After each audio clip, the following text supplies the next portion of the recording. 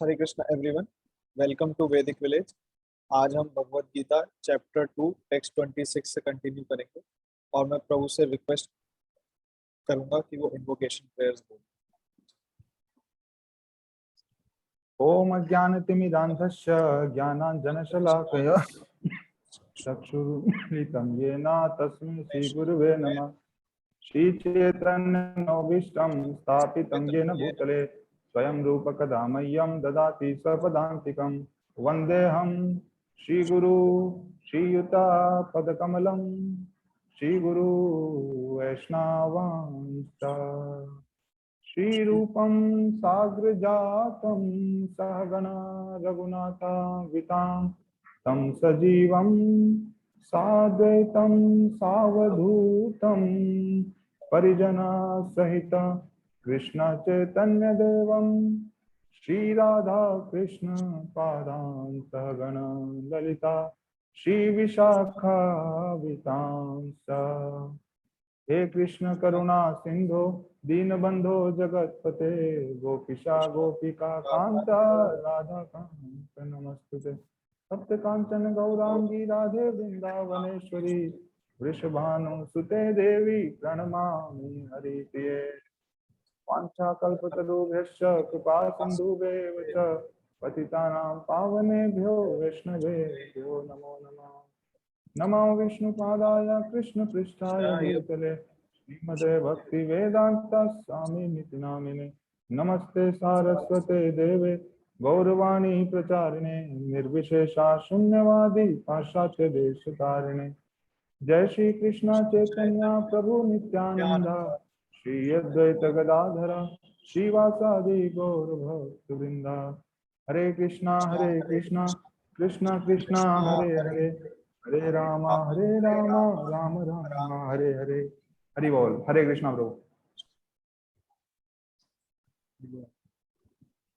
Actually कल text 26 में यहाँ तक ही किया था, बुद्धिस्ट सेक्स, ये बुद्धिस्ट तक हमने वो डिस्कस किया था। तो आज आप कंटिन्यू। मैं स्टार्ट करूं? हाँ ओके ब्रो। 26 तक कल हुआ था ना। तो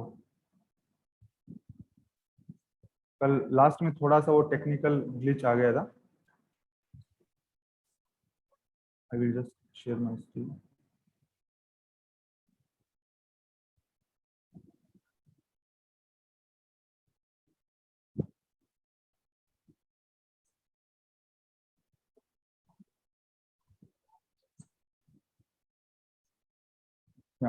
सो हमने यही डिस्कस किया था कि भाई जब केमिकल्स ही है बॉडी, वैभेषिका उनका जो फिलोसॉफी है उसको just for the sake of argument हम डिस्कस कर रहे थे कि जो बॉडी केमिकल्स ही है, इतने सारे केमिकल तो घर पे पड़े ही रहते हैं, उनको हम डिस्पोज कर दें तो उसके लिए फिर लेमेंट क्यों करना है, उसके लिए क्यों रोना धोना है ना। इसका मतलब कुछ केमिकल नहीं है, तो स्पेसिफिक एक चीज है जो कि मिसिंग है। अगर कोई मर जाता है इसलिए हम रोते हैं कि भाई मेरे दादाजी चले गए। कहाँ चले गए जी?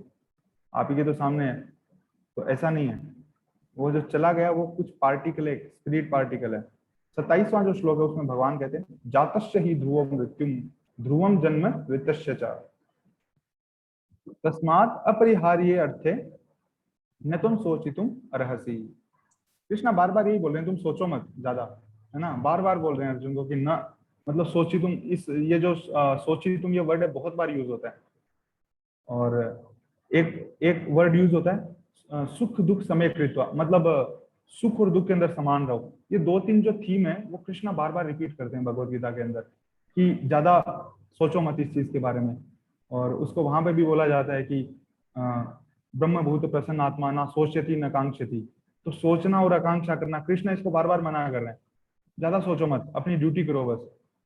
बिना मतलब की चीजें नहीं सोचनी, ये होगा तो वो होगा, ये हो जाएगा तो ये हो जाएगा। अर्जुन ऐसी ही बातें कर रहा था, ऐसा होगा तो वो हो जाएगा, वो उससे वो हो जाएगा, उससे वो हो जाएगा। कृष्णा कह रहे हैं भाई ये सब नहीं करना है, किससे क्या होगा वो तुम छोड़ो, तुम ये देखो तुम्हारी ड्यूटी क्या है और ज्यादा सोचो मत, बस जो ड्यूटी है उसको करो।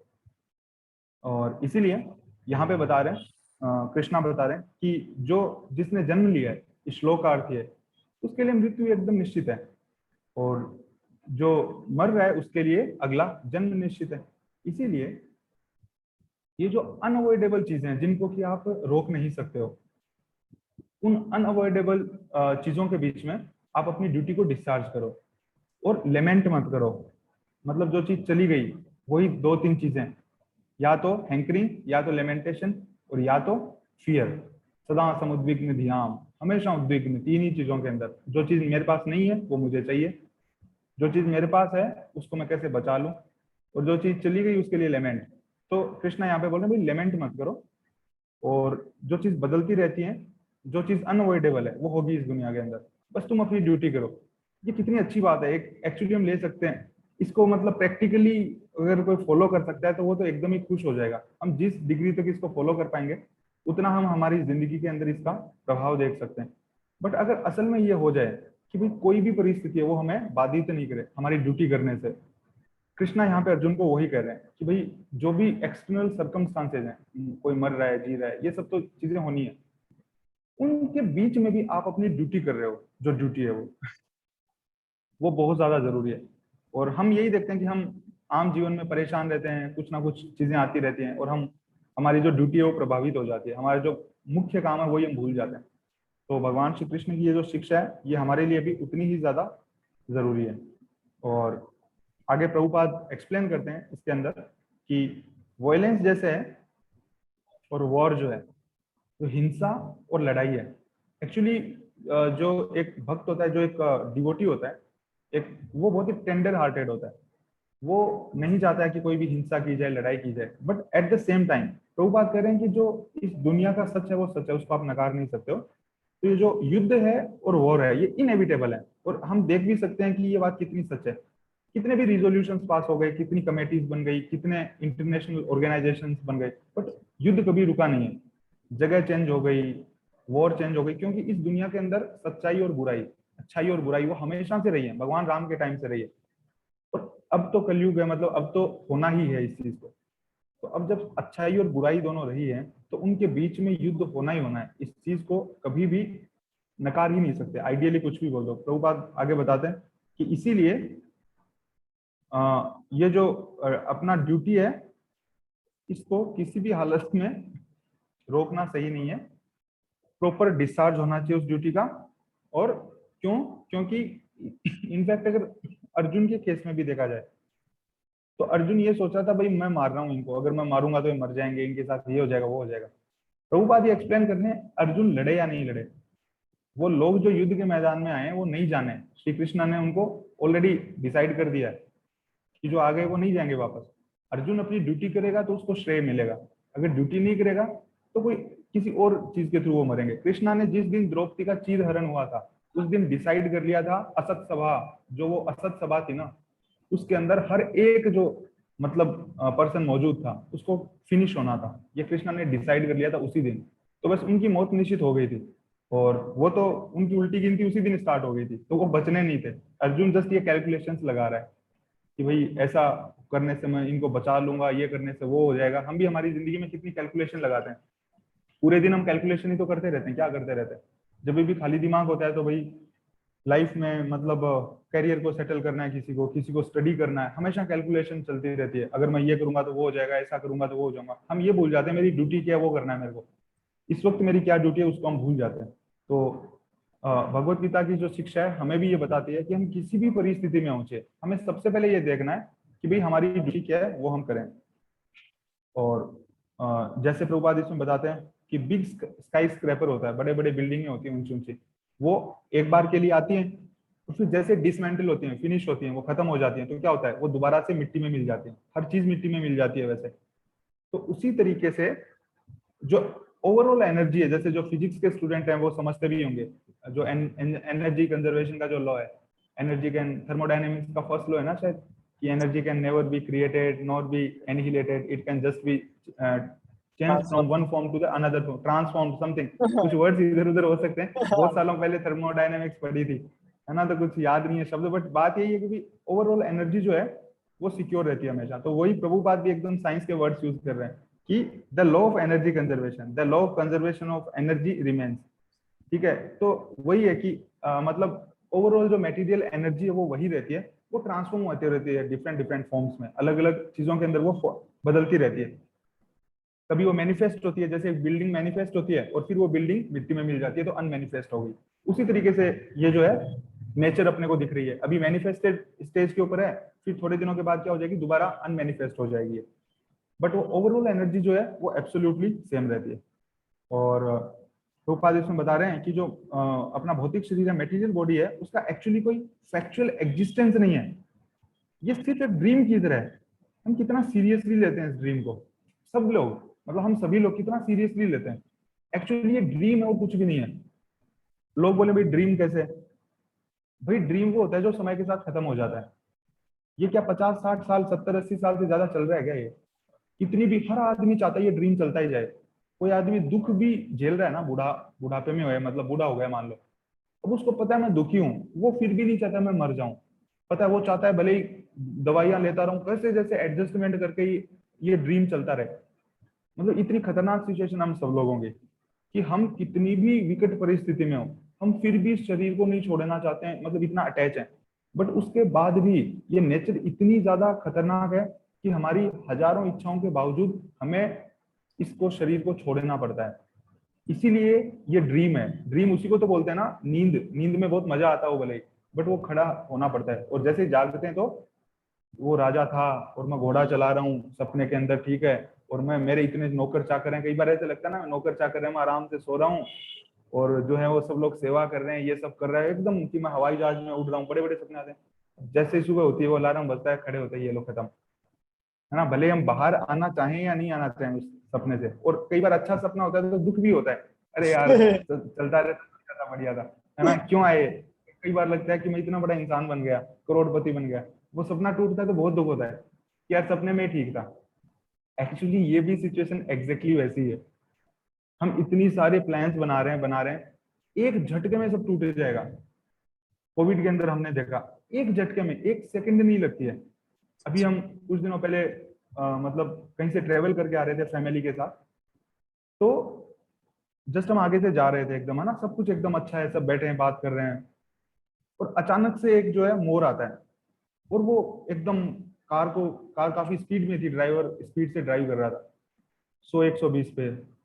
अब वो मोर जैसे ही आता है एक्सप्रेस वे के ऊपर, तो पूरी कार का जो साइड का, हालांकि वो एक पक्षी है, मोर है ना, बट पूरा एकदम कार पूरी हिल गई। और 1 मिनट के लिए, बस 1 सेकंड के लिए गया कि भाई हो गया, हरे कृष्णा हो गया, है ना। तो मतलब इतना इतना पास में जो मौत होती है, 1 सेकंड भी नहीं लगता है। हम इतने सपने बना रहे हैं कि भाई मैं ये तैयारी कर रहा हूँ, वो कर रहा हूँ, इतना कर लूंगा, ये कर लूंगा, वो कर लूंगा, 1 सेकंड नहीं लगता है। ये लोग खत्म, ड्रीम बना रहे थे, 1 सेकंड में सब जाग गए, ड्रीम से खत्म, भाई चलो गेट आउट। और कोई पूछता नहीं है, सबसे बड़ी बात है ना, हमें ये नहीं पूछता कि भाई तुम जाना चाहते हो कि नहीं चाहते हो, कुछ दिन और जीना चाहते हो क्या, नहीं, एक ही सेकंड के अंदर सब खत्म हो जाता है। सो प्रभुपाद बोल रहे हैं कि ये एग्जैक्टली ये ड्रीम की तरह है ये दुनिया। और अगर ड्रीम में हम सोच भी लें सपने के अंदर कि मैं उड़ रहा हूँ आसमान के अंदर, वो किंग, अच्छा ये अगला यही एग्जांपल दे रहे हैं कि मैं राजा की तरह बैठा हुआ हूँ, और लेकिन जैसे मैं जागता हूँ तो देखता हूँ कि भाई ना तो कोई वो है, मतलब कोई कुछ भी नहीं है, कोई भी चैरियट नहीं है, मतलब कोई भी रथ नहीं है जिसपे मैं बैठा था, सब एकदम फिनिश हो जाता है। इसीलिए प्रभुपाद कहते हैं ये जो वैदिक जो विजडम है, ये हमें बोलता है सेल्फ रियलाइजेशन जो है उस पे फोकस करो। क्या होता है सेल्फ रियलाइजेशन? एक चीज अगर हमारे रियलाइज हो गई ना कि भाई हम ये शरीर नहीं है और हम ये आत्मा है, तो हमारी जिंदगी सक्सेसफुल हो गई।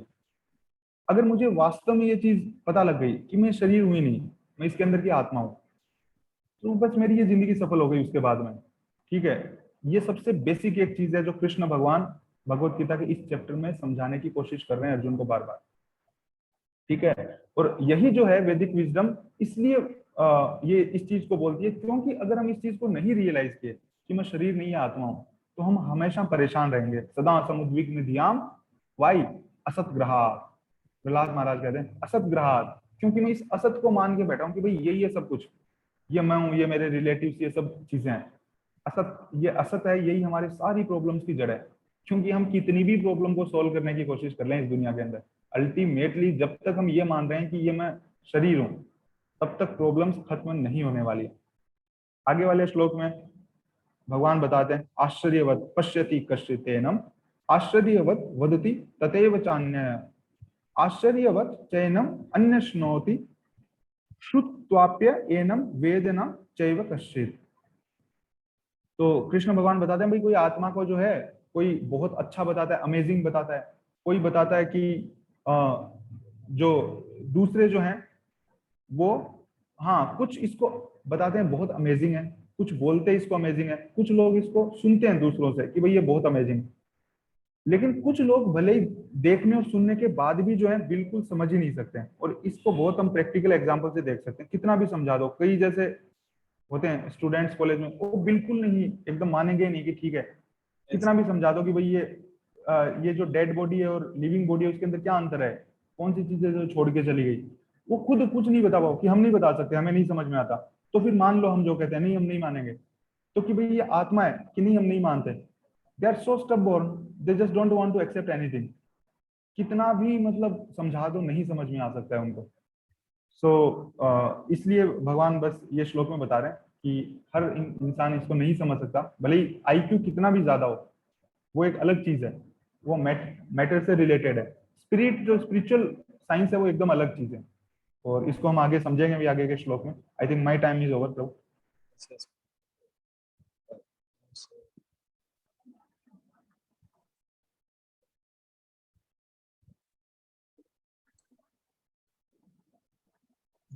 For explaining this.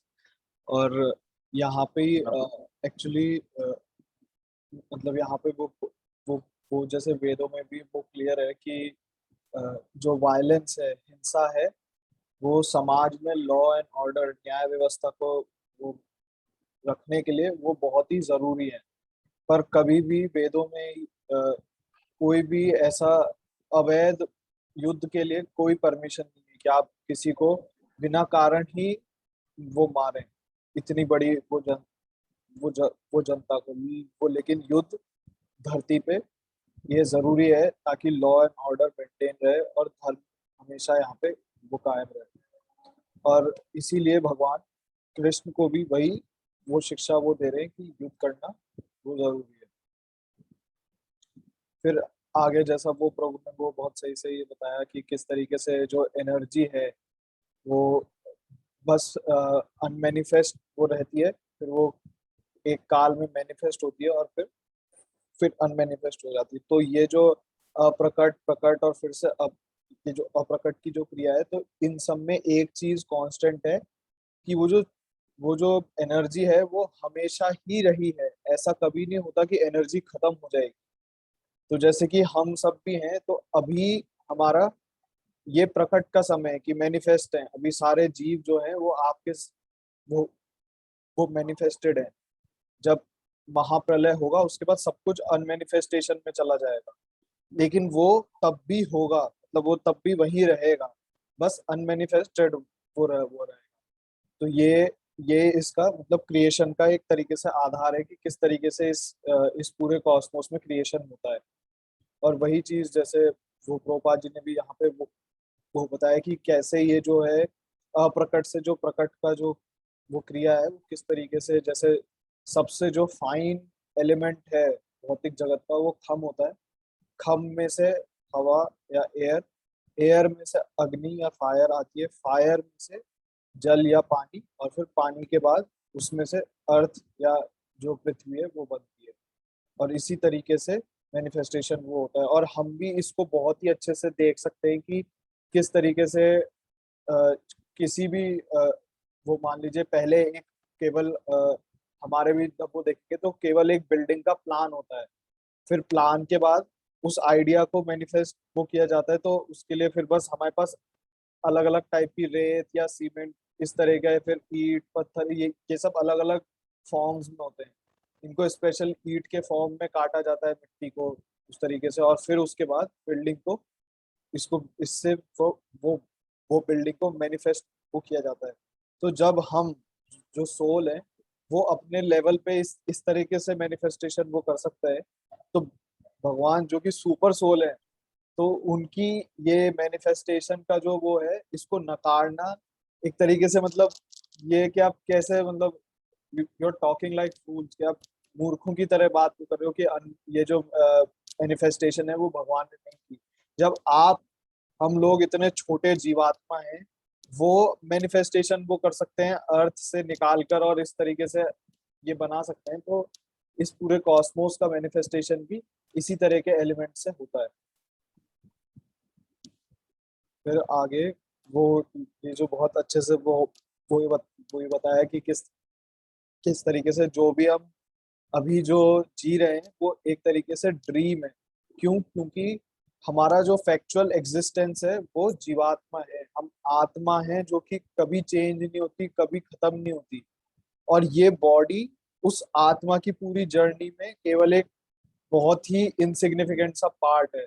तो जिस तरीके से हमारी कई कई रातों में कोई एक सिग्निफिकेंट, मतलब कोई एक नाइट में कोई एक ड्रीम है, तो वो खत्म हो जाएगा, एक नाइट भी नहीं रहेगा, वो कुछ घंटे ही रहे। उसी तरीके से आत्मा के इस पूरे उसमें केवल एक ये ड्रीम के जैसा है जो बस क्षण भर टिकेगा और उसके बाद वो खत्म हो जाएगा। और इसको हम इतना सीरियसली वो ले रहे हैं, मतलब सब कुछ इस ड्रीम के लिए कि ये हो जाए, इस ड्रीम में मेरे पास ये हो जाए, इस तरीके से मैं ये आकाश में उड़ सकूं, राजा बन जाऊं। और लोग करते भी हैं और फिर वो खत्म हो जाता है वो ड्रीम से। फिर आगे के श्लोक में वो जिस तरीके से बताया गया कि आत्मा के बारे में लोग क्या क्या, मतलब कोई वो वो देखता है कि आत्मा कितना अमेजिंग है और कितना अद्भुत है, कितना, और फिर कोई सुनता है कि वो कितना अद्भुत है। और कुछ लोग होते हैं जो इसको समझ ही नहीं सकते, चाहे कुछ भी, मतलब वो चाहे उनके पास इनफ प्रूफ भी उनको प्रेजेंट किया जाए कि ये आत्मा का प्रूफ है होने का, तब भी वो इसको नहीं समझ सकते। क्यों? इसका कारण भी दिया प्रभुपाद जी ने ऊपर यहाँ पे कि जैसे जो आत्मा है वो बहुत ही जायजेंटिक एनिमल्स की वेल जो है, जो है, जैसे मान ली वो है वेल्स है, तो वो कई कई हाथियों के बराबर वो होती है। और उनमें भी वही आत्मा है जो एक माइक्रोब, जो कि कुछ ही इंच में करोड़ों अरबों माइक्रोब होते हैं, उसमें भी वही आत्मा है, हर एक माइक्रोब। और वही चीज एक वेल में भी है। तो इसी तरीके इससे हम जान सकते हैं कि वो आत्मा का नेचर कितना अद्भुत है। और जो जो भी लोग जो कि इग्नोरेंट हैं, जिनका जो ज्ञान है वो कम है, और जिनके पास तपस नहीं है, वो इस आत्मा के नेचर को समझने में, मतलब वो इसको समझ नहीं सकते। अभी इस चीज में कोई पूछ सकता है कि हमें कैसे पता है कि हमारे पास इतना तप है कि हम इसको समझने के लिए, या आप लोग जो सुन रहे हैं कि हम इसको सुन पा रहे हैं। तो एक्चुअली इसका रीजन ये नहीं है कि हम लोगों ने बहुत तप किया है या हमारे पास कोई नॉलेज का भंडार है। इसका रीजन प्रो इसका रीजन प्रो इसका रीजन केवल और केवल श्रीला प्रभुपाद है, क्योंकि उनकी जो कॉजलेस मर्सी है, उनकी जो अहेतु की कृपा है वो हम सब पे है, इसीलिए हम इतना हाई टॉपिक डिस्कस कर पा रहे हैं। वरना हम लोगों का इतना अंडरस्टैंडिंग नहीं है कि हम ऐसे टॉपिक्स को टच भी कर सकें। और इसीलिए इसको जब भी इसको ग्रेट अथॉरिटी से समझा जाता है इस नॉलेज को, तो फिर हम इसको समझ सकते हैं। और अ, और जो भी लोग मतलब अपने इंद्रिय तृप्ति में व्यस्त हैं, वो कभी भी स्वयं को समझने का प्रयास करते नहीं है। इसीलिए ऐसे टॉपिक्स को हम देखते हैं कि आजकल कहीं पे कोई भी टच नहीं करता है या इसके बारे में बात भी नहीं करता है, जो कि पहले एक्चुअली वैदिक कालों में ये स्कूल का सिलेबस हुआ करता था इंडिया में। एक तरीके से जो जो गुरुकुल थे, तो उसका सिलेबस ये यही ये चीज हुआ करती थी, ये यहाँ से स्टार्टिंग हुआ करती थी। पर अभी इस चीज पे कोई भी बोलने को या कोई भी इस पे तैयार नहीं है। फिर भी कुछ लोग रहते हैं जो सोल के बारे में बात करते हैं, सोल के नेचर के बारे में बात करते हैं, पर वो एक चीज और गलत वो करते हैं उसके साथ, कि वो खुद को, स्वयं को, आत्मा को, जीवात्मा को सुपर सोल या परमात्मा के बराबर समझते हैं, या मतलब वो समझते हैं कि दोनों के मैग्नीट्यूड में कोई कोई अंतर नहीं है, और आत्मा आगे भविष्य काल में परमात्मा बन जाएगी, ऐसा वो समझते हैं, जो कि इग्नोरेंस है, एक एक तरीके से हमारा अज्ञान। और इसीलिए प्रभुपाद जी ने इसके लिए हमको अवेयर भी किया है कि सुन भी रहे हैं तो हमें क्या एक्चुअल है उसी को सुनना चाहिए। और तो अगर हमें खुद को समझना है तो सबसे अच्छा जो प्रोसेस है वो यही है कि जिस तरीके से अर्जुन ने, जो ग्रेटेस्ट अथॉरिटी है, भगवान श्री कृष्ण से डायरेक्टली सुना है, बिना किसी, ये जो जो वो जैसे हम बाजार में वो देखते किस तरीके से कितनी डेविएटिंग थ्योरीज हैं, तो उस तरीके से हमें नहीं सुनना इतना सारा फुल डेविएशन के साथ। जैसा भगवान ने कहा है एग्जैक्टली वैसा का वैसा ही हमें वो सुनना है, तभी हम स्वयं को जान पाएंगे। फिर आगे आगे वही चीज बता रहे हैं जो मैंने ऊपर भी कही कि किसी ने किसी ने अगर अपने पिछले जन्मों में उतना उतना तप और तपस्या की है, तभी हम भगवान को एक्सेप्ट कर सकते हैं। तो पहले तो यही समझना बहुत मुश्किल है कि सोल क्या है, उसके बाद भगवान श्री कृष्ण को मानना कि हाँ, हरे जो यस यस। यस लोग, आपका रिकॉर्ड तो हो रहा था ना? हाँ हाँ। हाँ, मेरा शायद तो ठीक है, आप कंटिन्यू कीजिए, मैं शायद बीच में चला गया था इंटरनेट। फिर फिर वही चीज कि भगवान श्री कृष्ण को भगवान मानने के लिए भी मतलब अरबों अरबों करोड़ों करोड़ों साल लगते हैं, उसके बाद ही कोई व्यक्ति ये इस कंक्लूजन पे पहुंचता है कि जो सुप्रीम है वो भगवान श्री कृष्ण है। और इसीलिए यहाँ पे प्रभुपाद जी कह रहे हैं कि इस चीज के लिए बहुत ही ग्रेट डील ऑफ पेनेंस और सेक्रीफाइस, तपस्या और तप दोनों ही इसके लिए बहुत ज्यादा वो चाहिए। और हम सब ने ये किया नहीं है, इसीलिए हम मतलब क्योंकि ये चीज बहुत इंपॉर्टेंट है कि हम ऐसा ना समझे यहाँ, ये ये यहाँ पे कि हम सब ने ये किया है इसलिए हमें ये अपॉर्चुनिटी ये मिला है। ये भगवान का विल है। इसीलिए प्रभुपाद जी ने मतलब एक तरीके से हम पे कॉजलेस मर्सी किया है, और हमें इस चीज का फायदा उठाना चाहिए। फिर आगे आगे भगवान बता रहे हैं कि हे भारत के वंशज, मतलब अर्जुन को वो कर रहे हैं कि जो इस शरीर में है वो हमेशा रहेगा और उसको कभी भी कोई मार नहीं सकता, इसीलिए किसी भी जीव के लिए विलाप करने की कोई आवश्यकता है नहीं। अभी भगवान आगे बता रहे हैं कि जैसे उन्होंने पहले वो किया, अब उस चीज को कंक्लूड वो कर रहे हैं कि अ, जो भी जो भी आत्मा है वो हमेशा रहेगी, इमॉर्टल रहेगी। और ये जो शरीर है ये टेम्पररी है, ये ये मतलब चेंज होगा, ये परमानेंट नहीं रहेगा। तो इसीलिए कि अगर हम ये इसलिए अर्जुन को वो बता रहे हैं कि अगर तुम भीष्म और द्रोण की मृत्यु से डर कर अपनी ड्यूटी नहीं कर रहे हो तो ये क्षत्रिय होने के लक्षण नहीं। और तुम्हें अपनी ड्यूटी से भागना नहीं, वो नहीं चाहिए कि और ऐसा और फिर अगर हम भगवान श्री कृष्ण की इस बात को देखें कि अ, वो बता रहे हैं कि इजीली ये चीज को हम प्रूव कर सकते हैं कि किस तरीके से भगवान बता रहे हैं कि जो हमारी आत्मा है वो ऐसा वो नहीं है कि वो बॉर्न हुई है और फिर उसका एंड हो जाएगा। ये जो अनमेनिफेस्टेशन, अप्रकट, प्रकट और फिर से जो अप्रकट की जो क्रिया है, इसको एक्सप्लेन वो कर रहे हैं भगवान। और यही चीज से हम ये जान सकते हैं कि आत्मा हमेशा से है और हमेशा रहेगी। फिर आगे वही वॉर की जो बात की गई कि जो सोल है वो इमॉर्टल है, लेकिन कभी भी वेदों में युद्ध के लिए प्रोत्साहन नहीं दिया जाता है कि हमेशा युद्ध करते रहो, लेकिन जब जरूरत है तब उसको डिस्करेज भी नहीं किया जाता। जब युद्ध की जरूरत है तो वहां पे युद्ध भगवान करते हैं। एक्चुअली टाइम कम है, तो आज के लिए यहीं तक वो रखते हैं, और कल से टेक्स्ट 31 से हम वापस स्टार्ट करेंगे। Thank you for joining. Thank ग्रंथराज यू। श्रीमद् भगवत गीता की, जय। श्रील प्रभुपाद की, जय। निताई गौर प्रेमानंदे। हरि हरि बोल। जय श्रीला प्रभुपाद। जय श्रील प्रभुपाद, जय श्रील प्रभुपाद।